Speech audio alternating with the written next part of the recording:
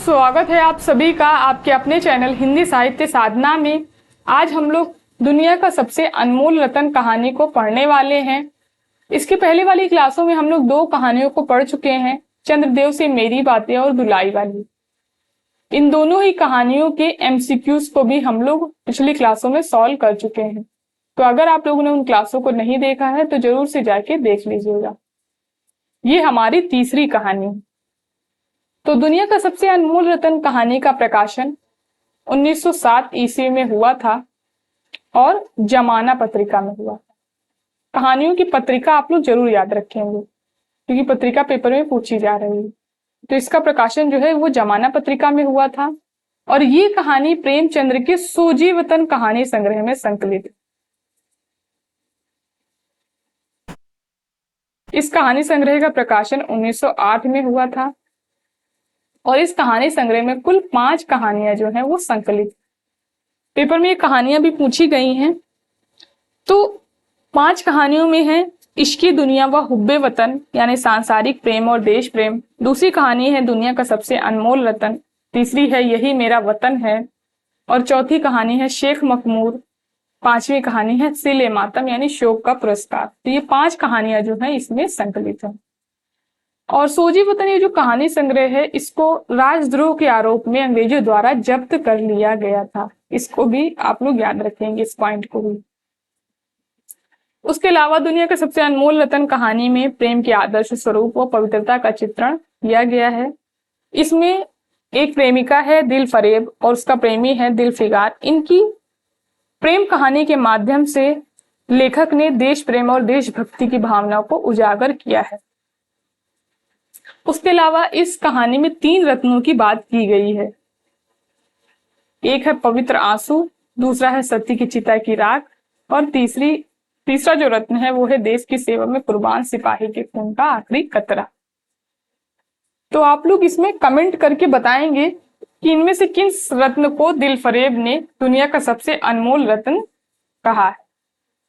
तो ये चीज आप लोग कमेंट करके बताएंगे। अब चलिए हम लोग इस कहानी को पढ़ना स्टार्ट करते हैं। दिल फिगार एक कटीले पेड़ के नीचे दामन चाक किए बैठा हुआ खून के आंसू बहा रहा। वह सौंदर्य की देवी यानी मलका दिल फरेब का सच्चा और जान देने वाला प्रेमी। तो यहाँ पर जो पात्र हैं उनको मैंने पहले से ही हाईलाइट कर लिया है और इम्पोर्टेंट जो कथन है उनको पहले से ही हाईलाइट कर लिया है। तो इनको आप लोग चाहें तो नोट करते हुए चलेंगे साथ में भी। तो सौंदर्य की देवी कौन है? दिल फरेब। और इसका पूरा नाम है मलका दिल फरेब और ये मीनू स्वाद शहर की है। ये आगे कहानी में बताया जाएगा।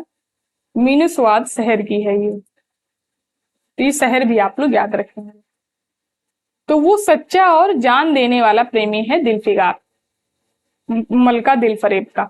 उन प्रेमियों में नहीं जो इत्र फुलेल में बसकर और शानदार कपड़ों में सजकर आशिक के वेश में माशूकियत का दम भरते हैं, बल्कि उन सीधे साधे भोले भाले फिदाइयों में जो जंगल और पहाड़ों से सर टकराते हैं और फरियाद मचाते हैं। दिल फरेब ने उससे कहा था कि अगर तू मेरा सच्चा प्रेमी है तो जा और दुनिया की सबसे अनमोल चीज लेकर मेरे दरबार में आ। मैं तुझे अपनी गुलामी में कबूल करूंगी। अगर तुझे वह चीज ना मिले तो खबरदार इधर रुक ना करना वरना सूली पर खिंचवा दूंगी। तो दिल फरेब ने दिल फिगार से कहा था कि तू दुनिया की सबसे अनमोल चीज लेकर के आ। तो ये जो कथन है ये दिल फरेब का है। दिल फिगार को अपनी भावनाओं के प्रदर्शन का, शिकवे शिकायत का, प्रेमिका के सौंदर्य दर्शन का तनिक भी अवसर ना दिया गया। दिल फरेब ने ज्यों ही यह फैसला सुनाया उसके चौबदार यानी सिपाहियों ने गरीब दिल फिगार को धक्के देकर बाहर निकाल दिया। यानी उसको शिकवे शिकायत का, अपनी कठिनाइयों को प्रकट करने का एक भी मौका ना दिया गया। और आज 3 दिन से यह आफत का मारा आदमी उस कटीले पेड़ के नीचे उसी भयानक मैदान में बैठा हुआ सोच रहा है। तो तब से वो 3 दिन तक उसी मैदान में बैठा हुआ है कि क्या करूं, दुनिया की सबसे अनमोल चीज मुझको मिलेगी नामुमकिन, और वह है क्या? कारू का खजाना, आबे हयात, खुसरो का ताज, जामे जम, तख्ते ताउस, परवेज की दौलत, नहीं यह चीजें हरगिज नहीं है। अब वो सोच रहा है कि दुनिया की सबसे अनमोल चीज क्या हो सकती है? क्या वो कारू का खजाना है, या आबे हयात है, या खुसरो का ताज है, या जामे जम, तख्ते ताउस, क्या है वो?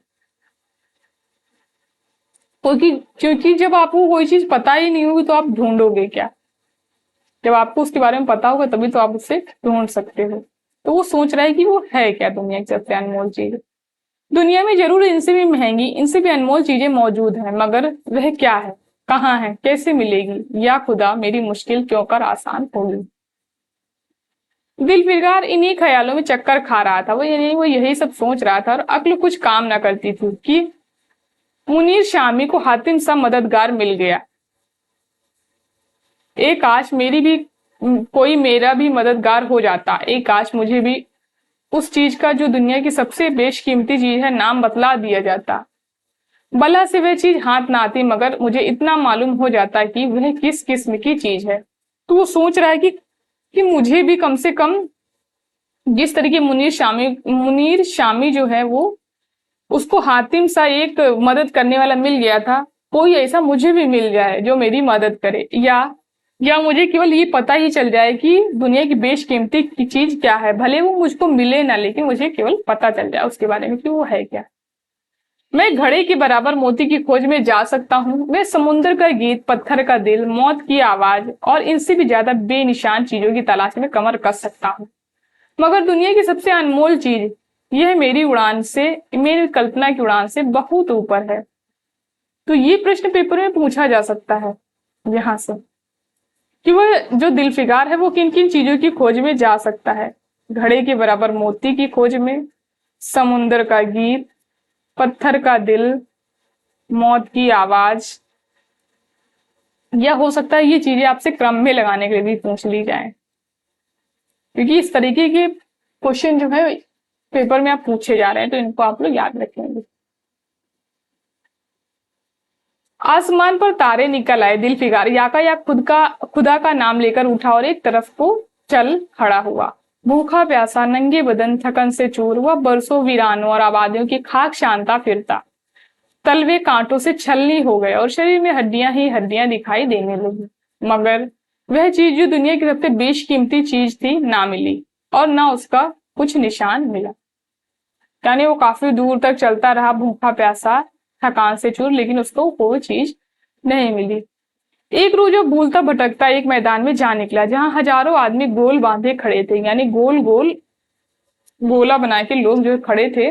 बीच में कई अमामे और चोगे वाले दड़ियल काजी अफसरी शान से बैठे हुए आपस में कुछ सलाह मशवरा कर रहे थे, कुछ यानी बातचीत कर रहे थे। और इस जमात से जरा दूर पर एक सूली खड़ी थी। दिलफिगार कुछ तो कमजोरी की वजह से कुछ यहाँ की कैफियत देखने के इरादे से छिटक गया, यानी यहाँ क्या हो रहा है, क्या चल रहा है, ये देखने के लिए वो छिटक गया। क्या देखता है कि कई लोग नंगी तलवारें लिए एक कैदी को, जिसके हाथ पैर में जंजीरें थी, पकड़े चले आ रहे हैं। सूली के पास पहुंचकर सब सिपाही रुक गए और कैदी की हथकड़ियां बेड़ियां सब उतार ली गई। इस अभागे आदमी का दामन, और ये कथन जो है इंपॉर्टेंट है, इस अभागे आदमी का दामन सैकड़ों बेगुनाह के खून के छींटों से रंगीन था, और उसका दिल नेकी के ख्याल और रहम की आवाज से जरा भी परिचित ना था। उसे काला चोर कहते थे। तो ये पंक्तियां देके आपसे पूछा जा सकता है कि दुनिया का सबसे अनमोल रत्न कहानी में ये किस पात्र के लिए आई है। तो काला चोर के संबंध में ये पंक्तियां हैं। सिपाहियों ने उसे सूली के तख्ते पर चढ़ा दिया, यानी उसको फांसी की सजा जो है वो दी जाने वाली थी। मौत की फांसी उसकी गर्दन में डाल दी और जल्लादों ने तख्ता खींचने का इरादा किया कि वह अभागा मुजरिम चीख कर बोला, खुदा के वास्ते मुझे एक पल के लिए फांसी से उतार दो, ताकि अपने दिल की आखिरी आरज़ू निकाल लूं। ये कथन काले चोर का। यह सुनते ही चारों तरफ सन्नाटा छा गया। लोग अचंभे में आकर ताकने लगे। यही लोगों को आश्चर्य हो गया कि अचानक से इसको क्या हुआ। काजियों ने एक मरने वाले आदमी की अंतिम याचना को रद्द करना उचित ना समझा और बदनसीब पापी काला चोर जरा देर के लिए फांसी से उतार लिया गया। इस भीड़ में एक खूबसूरत भोला भाला लड़का एक छड़ी पर सवार होकर अपने पैरों पर उछल उछल फर्जी घोड़ा दौड़ा रहा था और अपनी सादगी की दुनिया में ऐसा मगन था कि जैसे वह इस वक्त सचमुच किसी अरबी घोड़े का शहसवार हो। यानी कि वो अपनी कल्पना में ही घोड़े पर सवार था, एक छड़ी लिए उसी में सवार था। उसको लग रहा था कि वो एक अरबी घोड़े पर सवार है। उसका चेहरा उस सच्ची खुशी से कमल की तरह खिला हुआ था जो चंद दिनों के लिए बचपन में ही हासिल होती है और जिसकी याद हमको मरते दम तक नहीं भूलती। उसका दिल अभी तक पाप की गर्द और धूल से अछूता था और मासूमियत उसे अपनी गोद में खिला रही थी। तो ये कथन जो है उस भोले भाले लड़के के संबंध में। बदनसीब काला चोर फांसी से उतरा, हजारों आंखें उस पर गड़ी हुई थी। वह उस लड़की के पास आया और उसे गोद में उठाकर प्यार करने लगा। उसे इस वक्त वह जमाना याद आया जब वह खुद ऐसा ही भोला भाला, ऐसा ही खुश व खुर्रम, दुनिया की गंदगी से ऐसा ही पाक साफ था। यानी जब वो छोटा था तो इसी तरीके का था, एकदम भोला भाला। माँ गोदियों में खिलाती थी, बाप बलाएं लेता था और सारा कुनबा जान नेछावर करता था। यानी कुनबा यानी कि मोहल्ला, आप समझ सकते हैं। काले चोर के दिल पर इस वक्त बीते हुए दिनों की याद का इतना असर हुआ कि उसकी आंखों से जिन्होंने दम तोड़ती हुई लाशों को तड़पते हुए देखा और ना झपकी, आंसू का एक कतरा टपक पड़ा। यानी कि जब वो लोगों को मारता था, उसके सामने लोग दम तोड़ते थे, तब भी उसकी आंखों से एक भी आंसू नहीं निकला। लेकिन इन सारी चीजों को देख करके, उस लड़के को देख करके उसकी आंखों से एक आंसू की बूंद जो है वो टपक पड़ी। दिलफिगार ने लपक कर उस अनमोल मोती को हाथ में ले लिया और उसके दिल ने कहा, बेशक यह दुनिया की सबसे अनमोल चीज है जिस पर सख्ते ताउस और जामे जम और आबे हयात और जरे परवेज सब नेछावर है।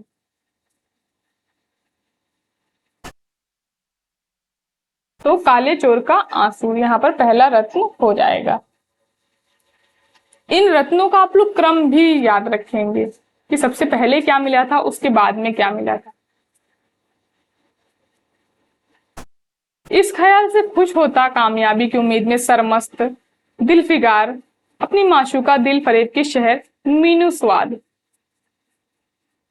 को चला। मगर ज्यों ज्यों मंजिलें तय होती जाती, उसका दिल बैठ जाता था कि कहीं उस चीज की जिसे मैं दुनिया की सबसे बेशकीमती चीज समझता हूँ, दिल फरेब की आंखों में कदर ना हुई तो मैं फांसी पर चढ़ा दिया जाऊंगा। यानी वो ये भी सोच रहा है कि हो सकता है कि ये जो हम चीज लेके जा रहे हैं, इस काले चोर का आंसू, हो सकता है कि ये दिल फरेब के हिसाब से बेशकीमती चीज ना हो, तो उसको फांसी पर चढ़ा दिया जाएगा और इस दुनिया से नामुराद जाऊंगा। लेकिन जो हो सो हो, अब तो किस्मत आजमाई है। आखिरकार पहाड़ और दरिया तय करते शहर मीनू स्वाद में आ पहुंचा और दिल फरेब की ड्योढ़ी पर जाकर विनती की थकान से टूटा हुआ दिलफिगार खुदा के फजल से हुक्म की तामील करके आया है और आपके कदम चूमना चाहता है। दिल फरेब ने फौरन अपने सामने बुला भेजा और एक सुनहरे पर्दे की ओर से फरमाइश की, वह अनमोल चीज पेश करो। दिलफिगार ने आशा और भय की एक विचित्र मना स्थिति में वह बूंद पेश की और सारी कैफियत पुरअसर लफ्जों में बयान की। दिलफरेब ने पूरी कहानी बहुत गौर से सुनी और वह भेंट हाथ में लेकर जरा देर तक गौर करने के बाद बोली, दिलफिगार, बेशक तूने दुनिया की बेशकीमती चीज ढूंढ निकाली है, तेरी हिम्मत और तेरी सूझबूझ की दाद देती हूँ, मगर ये दुनिया की सबसे बेशकीमती चीज नहीं है। इसलिए तू यहाँ से जा और फिर कोशिश कर, शायद अब तेरे हाथ में वो मोती लगे और तेरी किस्मत में मेरी गुलामी लिखी है। ये इंपॉर्टेंट कथन है। जैसे कि मैंने पहले ही बतला दिया था, मैं तुझे फांसी पर चढ़वा सकती हूँ, मगर मैं तेरी जाबख्शी करती हूँ, यानी तेरी जान को बख्श रही हूँ, तुझे जिंदा छोड़ रही हूँ, इसलिए कि तुझमें वह गुण मौजूद है जो मैं अपने प्रेमी में देखना चाहती हूँ और मुझे यकीन है कि तू जरूर कभी ना कभी कामयाब होगा। नाकाम और नामुराद दिलफिगार इस माशूकाना इनायत से जरा दिलेर होकर बोला।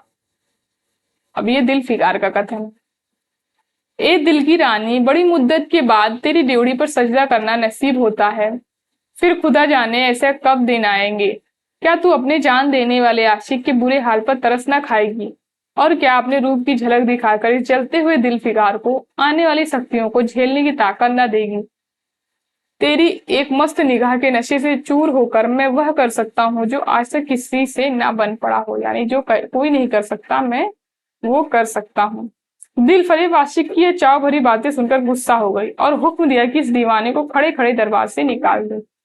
चौबदार यानी सिपाहियों ने फौरन गरीब दिलफिकार को धक्के देकर यार के कूचे से बाहर कर दिया। कुछ देर तक तो दिलफिकार अपनी निष्ठुर प्रेमिका की इस कठोरता पर आंसू बहाता रहा, यानी वो सोच रहा था कि एक तो मैं एक अनमोल चीज मैंने इसको लाके दी, ऊपर से ये कितनी निष्ठुर है।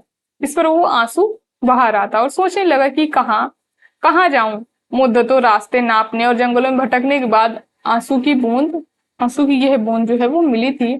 अब ऐसी कौन सी चीज है जिसकी कीमत इस आबदार मोती से ज्यादा है? हजरते खिज्र, तुमने सिकंदर को आबे हयात के कुएं का रास्ता दिखाया था, क्या मेरी बहाना पकड़ोगे? सिकंदर सारी दुनिया का मालिक था, मैं तो एक बेघर बार मुसाफिर हूँ। तुमने कितनी ही डूबती किश्तियां किनारे लगाई हैं, मुझ गरीब का बेड़ा पार करो ए अली मुकाम जिब्रिल। तो उसने दिलफिकार ने किसको किसको याद किया है? हजरते खिज्र और ए अली मुकाम जिब्रिल। तो खुदा के लिए उसने दो इन शब्दों का संबोधनों का प्रयोग जो है वो किया है। कुछ तुम्हारी इस नीम चांद दुखी आशिक पर तरस खाओ, तुम खुदा की एक खास दरबारी हो, क्या मेरी मुश्किल आसान ना करोगे? गरज यह है कि दिलफिकार ने बहुत फरियाद मचाई मगर उसका हाथ पकड़ने के लिए कोई सामने ना आया, यानी उसने बहुत मिन्नतें की, बहुत ज्यादा फरियाद की, लेकिन कोई भी उसकी मदद के लिए सामने नहीं आया। आखिर निराश होकर वह पागलों की तरह दोबारा एक तरफ को चल खड़ा हुआ।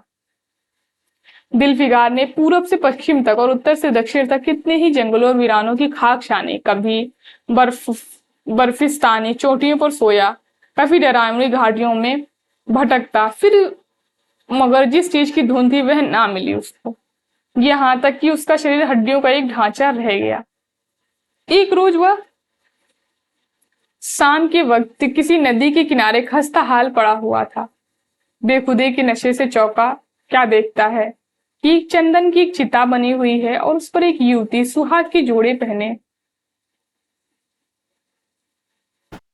लोह सिंगार किए बैठी है। उसकी जांघ पर उसके प्यारे पति का सर है। हजारों आदमी गोल बांधे खड़े हैं और फूलों की बरखा कर रहे हैं। तो चिता किसकी बनी थी? चंदन की लकड़ी की चिता बनी थी। ये याद रखेंगे इसमें आप लोग। यातायात चिता में खुद ब खुद एक लपट उठी, यानी चिता में खुद से ही आग लग गई। सती का चेहरा उस वक्त एक पवित्र भाव से आलोकित हो रहा था। चिता की पवित्र लपटें उसके गले से लिपट गई और दम की दम वह फूल सा शरीर राख का ढेर हो गया। प्रेमिका ने अपने को प्रेमी पर न्यौछावर कर दिया और दो प्रेमियों के सच्ची पवित्र और अमर प्रेम की अंतिम लीला से ओझल हो गई। जब सब लोग अपने अपने घरों को लौटे तो दिलफिकार चुपके से उठा और अपने चाक दामन कुर्ते में यह राख का ढेर समेट लिया और इस मुट्ठी भर राख को दुनिया की सबसे अनमोल चीज समझता हुआ सफलता की नशे में चूर यार के कूचे की तरफ चला। यानी कि जो चिता की राख थी उसको उसने अपने कुर्ते में भर लिया और उसी को वो दुनिया की सबसे अनमोल चीज समझता हुआ दिल फरेब के पास जा रहा था। अब की ज्यों ज्यों वह अपनी मंजिल के करीब आता उसकी हिम्मतें बढ़ती जाती। कोई कोई उसके दिल में बैठा हुआ कह रहा था कि अब की तेरी जीत है, और इस ख्याल ने उसके दिल को जो जो सपने दिखाए उसकी चर्चा व्यर्थ। आखिरकार वह शहर मीनू स्वाद में दाखिल हुआ और दिल फरेब की ऊंची ड्योढ़ी पर जाकर खबर दी कि दिल फिगार सुखर्रूर होकर लौटा है और हुजूर के सामने आना चाहता है। दिल फरेब ने जाबाज आशिक को फौरन दरबार में बुलाया और उस चीज के लिए जो दुनिया की सबसे बेशकीमती चीज थी हाथ फैला दिए। दिल फिगार ने हिम्मत करके उसकी चांदी जैसी कलाई को चूम लिया और मुट्ठी भर राख को उसकी हथेली में रखकर सारी कैफियत दिल को पिघला देने वाले लफ्जों में कह सुनाई और सुंदर प्रेमिका के होठों से अपनी किस्मत का मुबारक फैसला सुनने के इंतजार करने लगा कि वो क्या फैसला देगी। दिलफरेब ने उस मुट्ठी भर राख को आंखों से लगा लिया और कुछ देर तक विचारों के सागर में डूबे रहने के बाद बोली, ए जान इज़हार करने वाले आशिक दिलफिगार, बेशक यह राख जो तू लाया है इसमें लोहे को सोना कर देने की सिफत है। कि बहुत बेशकीमती चीज है और मैं सच्चे दिल से तेरी एहसानमंद हूं कि तूने ऐसी अनमोल भेंट मुझे दी है। तो लोहे को सोना कर देने की सिफत किसमें है, ये पूछा जा सकता पेपर में। तो उस सत्य की चिता की राख जो थी उसमें। मगर दुनिया में सबसे इससे भी अनमोल ज्यादा अनमोल चीज है, जा उसे तलाश कर और तब मेरे पास आ। मैं तहे दिल से दुआ करती हूँ कि खुदा तुझे कामयाब करे। यह कहकर वह सुनहरे पर्दे से बाहर आई और माशुकाना अदा से अपने रूप का जलवा दिखाकर फिर नजरों से ओझल हो गई। एक बिजली थी कौंधी और फिर बादलों के पर्दे में छिप गई। यानी जिस तरीके से बिजली कौंध कर फिर बादलों में छिप जाती, उसी तरीके दिलफरेब पर्दे से बाहर आई और फिर से चली गई। अभी दिलफिगार के होश हवास ठिकाने पर ना आने पाए थे कि चौबदार ने मुलायमियत से उसका हाथ पकड़कर यार के कूचे से उसको निकाल दिया और फिर तीसरी बार वह प्रेम का पुजारी निराशा के अथाह समुद्र में गोता खाने लगा।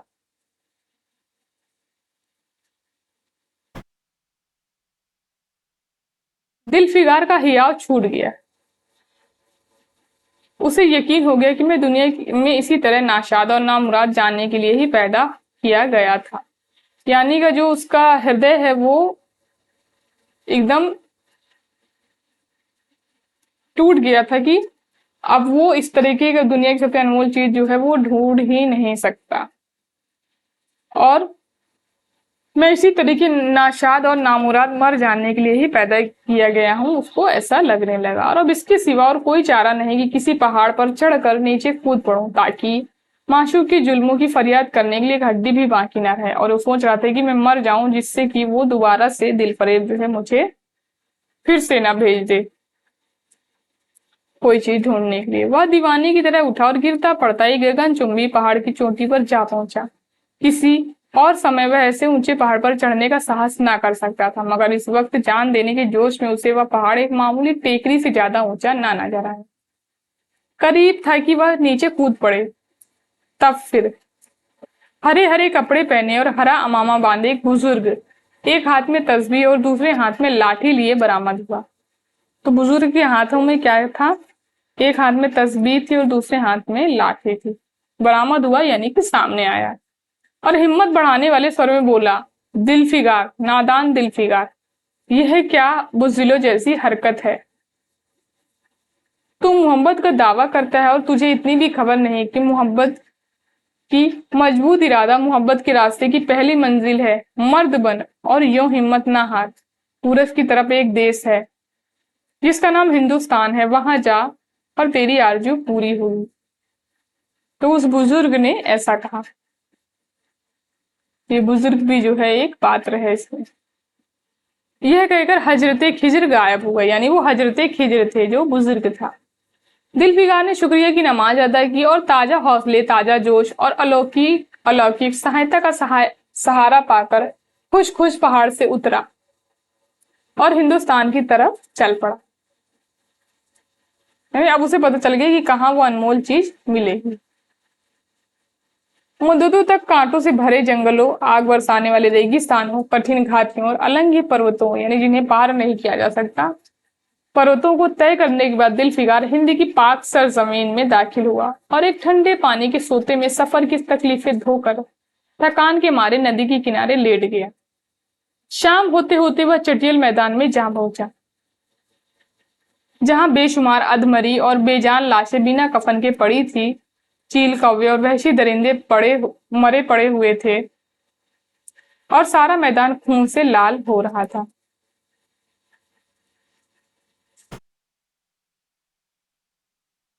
ये कथन जो है इसको देखकर कि पूछा जा सकता पेपर में कि किस कहानी से संबंधित है ये कथन।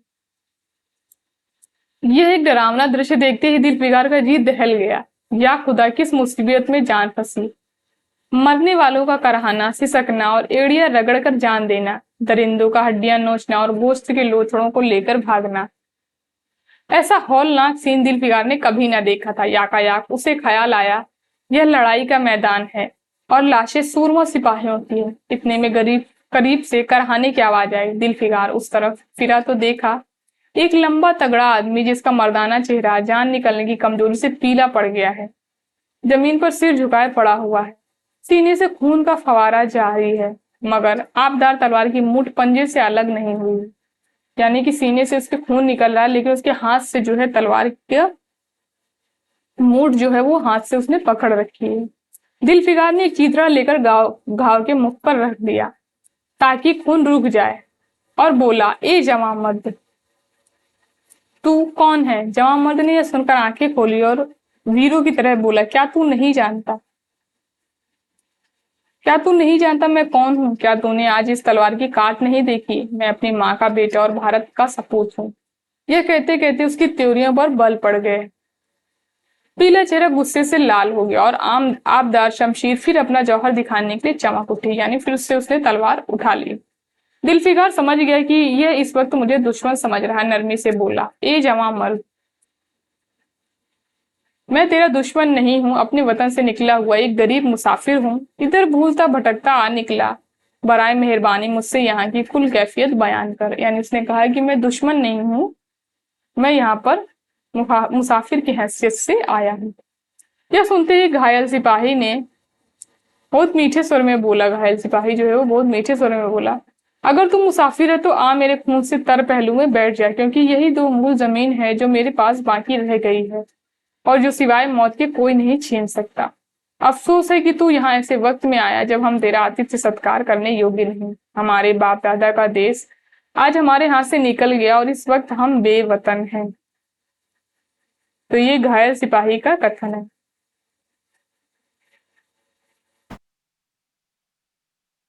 अगर पहलू बदल कर हमने हमलावर यानी दुश्मन को बता दिया कि राजपूत, और वो राजपूत सिपाही था, अपने देश के लिए कैसी बहादुरी से जान देता है। जो राजपूत है वो अपने देश के लिए कैसी बहादुरी से जान देता है। यह आसपास जो लाशें तू देख रहा है या उन लोगों की है जो इस तलवार के घाट उतरे हैं मुस्कुराकर, और गोया कि मैं बेवतन हूं, मगर गनीमत है कि दुश्मन की जमीन पर मर रहा हूँ। सीने के घाव से चीथड़े को निकाल कर क्या तूने यह मरहम रख दिया है? खून निकलने दे, इसे रोकने से क्या फायदा? क्या मैं अपने ही देश में गुलामी करने के लिए जिंदा रहूं? नहीं, ऐसी जिंदगी से मर जाना अच्छा है। इससे अच्छी मौत मुमकिन नहीं, यानी इससे अच्छी मौत जो है मुझे नहीं मिल सकती। जवां मर्द की आवाज मध्यम हो गई, अंग जो है वो ढीले पड़ गए। खून इतना ज्यादा बहा कि खुद ब खुद बंद हो गया। रह रहकर एक आध बूंद टपक पड़ता था। आखिरकार सारा शरीर बेदम हो गया, दिल की हरकत बंद हो गई और आंखें मुंद गई उसकी। दिलफिकार ने समझा अब काम तमाम हो गया कि मरने वाले ने धीमे से कहा, भारत माता की जय, और उसके सीने से खून का आखिरी कतरा निकल पड़ा। एक सच्चे देश प्रेमी और देशभक्त ने देशभक्ति का हक जो है वो अदा कर दिया। दिलफिकार पर इस दृश्य का बहुत गहरा असर पड़ा और उसके दिल ने कहा, बेशक दुनिया में खून के इस कतरे से ज्यादा अनमोल चीज कोई नहीं हो सकती। उसने फौरन उस खून की बूंद को, जिसके आगे यमन का लाल भी हेज है, हाथ में लिया और इस दिलेर राजपूत की बहादुरी पर हैरत करता हुआ अपने वतन की तरफ रवाना हुआ और सख्तियां झेलकर आखिरकार बहुत दिनों के बाद रूप की रानी मलका दिलफरेब की ड्योढ़ी पर जा पहुंचा और पैगाम दिया कि दिलफिकार सुखरूर और कामयाब होकर लौटा है और दरबार में हाजिर होना चाहता है।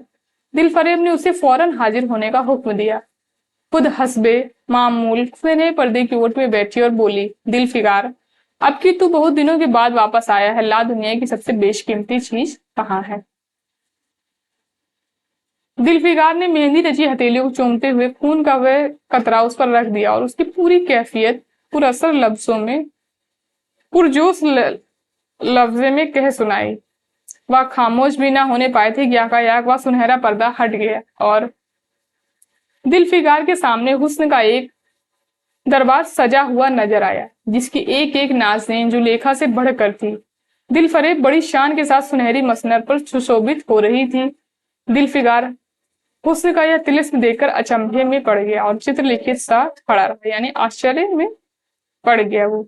दिल फरेब मसनत से उठी और कई कदम आगे बढ़कर उससे लिपट गई। गाने वालियों ने खुशी के गाने शुरू किए, दरबारियों ने दिलफिगार को नजरें भेंट की और चांद सूरज को बड़ी इज्जत के साथ मसनद पर बैठा दिया गया।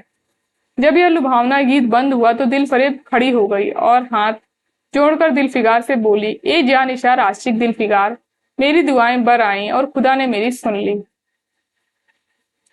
और तुझे कामयाब और सुखरूर किया। आज से तू मेरा मालिक और मैं तेरी लाडली। यह कहकर उसने एक रत्न जटित मंजूषा मंगाई। तो मंजूषा कैसी थी? रत्न जड़ित मंजूषा थी और उसमें से एक तख्ती निकाली जिस पर सुनहरे अक्षरों पर लिखा था, खून का वह आखिरी कतरा जो वतन की हिफाजत में गिरे दुनिया की सबसे अनमोल चीज है। और ये जो है ये पेपर में पूछा जा चुका है ये कथन। तो यहां से ये कहानी जो है वो समाप्त हो जाती है। अगली क्लास में हम लोग कहानी पढ़ेंगे ईदगाह।